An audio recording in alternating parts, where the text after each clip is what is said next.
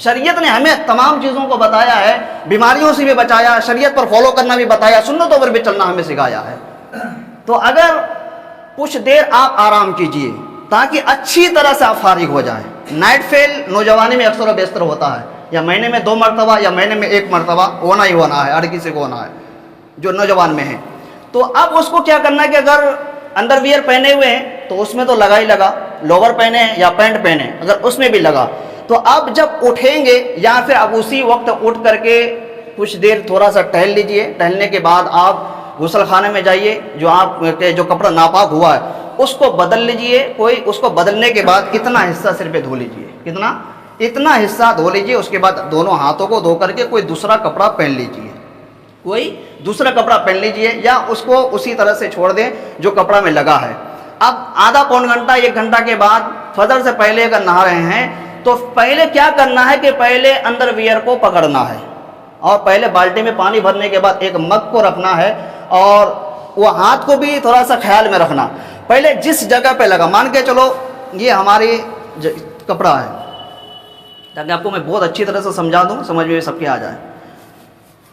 अगर इस कपड़े की इस जगह पे लगा, इस जगह पे लगा, तो अब इसको क्या करना है कि हम इस तरह से पहले उसको पकड़ के हिला लेंगे।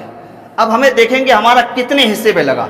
मान के चलो कि हमारा इतना हिस्से में लगा है, इतना हिस्से में लगा हुआ, तो पहले हम ये तमाम कपड़ा या इस तरह से पकड़ के दबा देंगे दोनों घुटनों से, और उसके बाद इस कपड़े को पकड़ करके एक हाथ से मग से पानी डालेंगे। इसमें पानी डालने के बाद इसको बढ़िया तरह से रगड़ेंगे। जो इसके अंदर जो जरासीम लगा हुआ है वो जरासीम पहले वो हट जाएगा। वो हटने के बाद फिर दोबारा पानी डालना। अब हमें दोबारा इस तरह से देखना है कि इसमें कोई नापाकी का जरासीम तो नहीं है, और फिर धोने के बाद फिर वो दिखेगा तो नहीं, ये भी देखना है। उसके बाद ये कपड़ा हो गया, हिस्सा धुला हुआ हो गया, फिर उसके बाद ये कपड़ा को अलग रख देना है। फिर उसके बाद दोनों हाथों को धो करके अब अगर लोवर में लगा या पैंट में लगा या तहबंद में लगा तो फिर उसको भी देखना, उसको भी इस तरह से पकड़ करके उसको पहने के जिस कपड़े जिस हिस्सा में लगा है पहले उस हिस्सा को धो लेना है। अब देखना है कि हमारे बेडशीट में तो नहीं लगा है। अगर बेडशीट में लगा वो आपको ही पता है, दूसरों को नहीं पता। अगर किसी ने आकर के वहाँ लेटा या किसी ने वहाँ पे नमाज पढ़ी तो उनकी नमाज नहीं होगी। ये चीज़ हमें ध्यान में रखना है। अब सूखने के बाद उसमें बैठने से तो कोई दिक्कत नहीं है। अगर खुदा ना खास्ता कभी किसी ने कोई पानी डाल दिया और पानी पड़ा, तो पानी पड़ने के बाद किसी ने जाकर के बैठा तो फिर आपका नीचे गद्दा जो बिछा हुआ है ना, तो वो और ज़्यादा नापाक हो जाएगा, क्योंकि वो अंदर तक पहुंच जाएगा पानी पड़ने के बाद। तो अब अगर उस जगह बेडशीट पे लगा तो बेडशीट को आप फिर इस तरह से पकड़ के लेकर के आएंगे। इसी तरह से फिर उस हिस्सा को धो करके तीनों कपड़ा का जहां नापाकी था वो धुल गया। आप जो है ना तीनों कपड़ों को फिर एक बाल्टी में भिजाइए, जैसे हो वॉशिंग मशीन में, कैसे भी उसको बढ़िया तरह उसको साफ कर लिए, निरमा साबुन जैसे भी हो। उसको साफ करने के बाद अब एक एक कपड़ा, अब पानी कितना होना चाहिए, अगर 3-4 कपड़ा है तो कम से कम 15 लीटर का पानी तो होना चाहिए कम से कम। अगर एक कपड़ा है तो कम से कम 5-5.25 लीटर पानी से आपका कपड़ा नापाक हो जाएगा। वो कपड़े की तादाद, कपड़ा जितना है उतना पानी लोगे तो उतना बढ़िया है। कम से कम पानी 5.5 लीटर पानी होना ही चाहिए। इससे कम का पानी से कपड़ा पाक नहीं हो सकता है। अब अगर एक बाल्टी पानी लिए हमने, एक बाल्टी पानी लेने के बाद पूरा कपड़ा को जो है ना इस तरह से हमें खोलना है। इस तरह से खोलने के बाद अब ये कपड़ा बाल्टी के अंदर इस तरह से डाल देना है। डालने के बाद बढ़िया तरह से इसको इस तरह से मल करके अब ये कपड़ा पूरा निचोड़ना है। कितना निचोड़ना है, अगर ये कपड़ा हमारा निचोड़ने से फट नहीं सकता, कपड़ा मजबूत है, तो फिर इस कपड़े को बहुत बढ़िया तरह से इसको निचोड़ेंगे। पूरी ताकत लगा करके बूंद बूंद पानी निचोड़ना चाहिए। अब ये कपड़ा हमारा निचोड़ गया पहले पानी से, इसको अलग रख दिए, दूसरी जगह या दूसरी बाल्टी में डाल दिए। फिर उसके बाद हमें दूसरा कपड़ा लेना है, फिर तीसरा कपड़ा लेना है। इसी तरह से अगर तीनों कपड़ा हमारा एक बाल्टी पानी में एक मर्तबा हो गया, अब क्या करना है, फिर हमें पहले दोनों हाथों को धोना है, फिर बाल्टी को धो करके फिर दोबारा उसमें पानी भरना है। पानी भरने के बाद फिर इसी तरह से जो निचोड़ा हुआ कपड़ा था उसमें पाक लगा हुआ था, तो अब उस पाक को हमें हटाना है। इस तरह से जो बल लगा हुआ है उस बल को हटाने के बाद फिर जिस तरह से पहले किए इसी तरह से उसको निचोड़ करके फिर आपको अलग रख देना है। 3 मर्तबा इसी तरह से करेंगे तभी आपका कपड़ा पाक होगा। अगर नहीं कर ऐसा अगर नहीं होता है तो फिर कपड़ा नापाक ही रहेगा। अब जो कपड़ा फट जाएगा, इतना बारीक कपड़ा है, जैसे पेपर कॉटन वगैरह का कपड़ा जो आता है बहुत बारीक होता है। एक पेपर कॉटन मोटा होता है, एक बहुत बारीक वाला होता है। तो उस पर ज़्यादातर अगर निचोड़ने से वो फट जाएगा। अब उसके लिए क्या हुक्म है, या चटाई वगैरह नापा हो गया या गद्दा वगैरह, जैसे अभी गद्दा के बारे में मैंने बताया कि उसको पूछने के बाद उसको एक बार सूखने दो, फिर पूछो, फिर सूखने दो, फिर पूछो, फिर सूखो, इसके बाद 3 तरह से नापा हो जाएगा। बड़ी लंबी चटाई है तो उसके लिए क्या हुक्म है, तो उसके लिए वही हुक्म है कि पानी ले लो, पानी लेने के बाद फिर उसको डुबोने के बाद अब क्या करना कि रस्सी में डाल देना है, क्योंकि निचोड़ने से कपड़ा खराब होगा। शरीयत कहती है कि फिर अपने माल को ज़ाया ना करो। शरीयत ने हमें माल को भी बचाने का हुक्म दे रहा है कि अपने माल को खराब ना करो, ज़ाया ना करो, क्योंकि फट जाएगा, वो पहनने के लायक नहीं रहेगा। क्योंकि अभी आप पहन सकते हैं, तो क्या कहा शरीयत ने, उसको डुबोने के बाद रस्सी में डाल दो।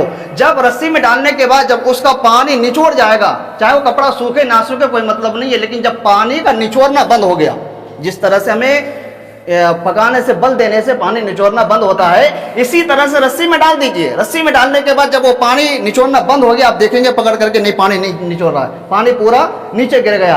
अब फिर दोबारा से फिर उसको बाल्टी भरना, फिर पानी को डाल करके फिर उसको डाल देना। इसी तरह से 3 मरतबा करेंगे, आपका कपड़ा इसी तरह से पाक हो जाएगा। लंबी चटाई है, उसका भी यही हुक्म है। हाँ, एक मसला और है, अगर यही कपड़ा आप अगर किसी तालाब में 10 यानी कि 10 हाथ लंबा 10 हाथ चौड़ा में अगर, या चलती हुई नदी में, चलती हुई नदी तो लंबी चौड़ी होती है, लेकिन अगर उसका चौड़ाई अगर सिर्फ 5 हाथ की है तो वो पानी पाक है, चलती हुई पानी पाक है।